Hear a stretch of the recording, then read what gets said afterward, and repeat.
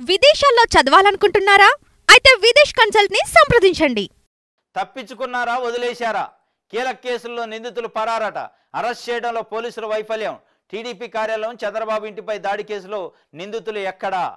జాడలేని Lella Appireddy, Talasila Raghuram, Jogi Ramesh సుప్రీంలో Avinash petition.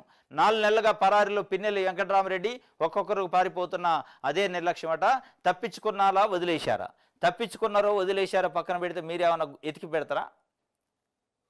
ఇవాళ జరుగుతున్నది ఏంది? అటువైపు ఉత్తరాంధ్ర కుంభవృష్టి, కొల్లేరు కకావికలం, విజయవాడ పరిస్థితి దుర్భరంగా ఉంది. 1,45,000 కుటుంబాలు బురదలో ఉన్నాయి. దాని గురించి వార్తలు రాయకుండా రాజకీయ వార్తలు రాసి తప్పించుకున్నరా వదిలేశారా? వదిలేస్తే మేము బట్టకొత్తాం ఇదా? ఏమైంది? దాంట్లో ఏమన్నా పెద్ద సమస్య అది? ఇవాళ కాకపోతే 4 రోజులు పట్టుకుంటారు.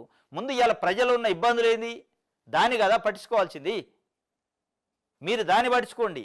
వాళ్ళు వదిలేశారా పట్టించుకున్నారా పక్కన పెడితే మీ పేపర్ కానీ మీ టీవీ పట్టించుకోవాల్సింది ఏంటంటే కొన్ని లక్షల మంది ఇలా వరదల్లో కూరకపోయారు, ముంపు ప్రాంతాల్లో ఉన్నారు, వాళ్ళకి పట్టెడు అన్నం పెట్టే దిక్కు లేదు, వాళ్ళ గురించి పట్టించుకోండి, వాళ్ళ గురించి వార్తలు రాయండి.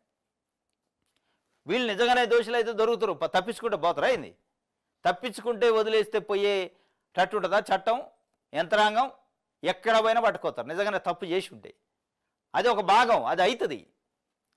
నీకెందుకు కడుపు నొప్పి? నువ్వు పట్టించుకోవాల్సిన వాళ్ళని రాయాల్సిన వార్తలు రాయకుండా ఇవాళ దీని గురించి రాసి ఇదేదో పెద్ద రాష్ట్రం 1,000 కోట్లు 2,000 కోట్లు నష్టపోయినట్టు, అటు తెలుగుదేశం పార్టీ ఆఫీస్ పైన దాడి చేసినట్టు, అదంతా ధ్వంసం అయినట్టు, ఇక వాళ్ళని పట్టుకోవాలన్నట్టు. ఇదంతా ఏంటంటే ఇక రాజకీయం. పొద్దున్నలైతే రాజకీయం తప్ప ప్రజల గురించి రాయాలి. రాజకీయం రాస్తే ఎట్లా అచ్చం?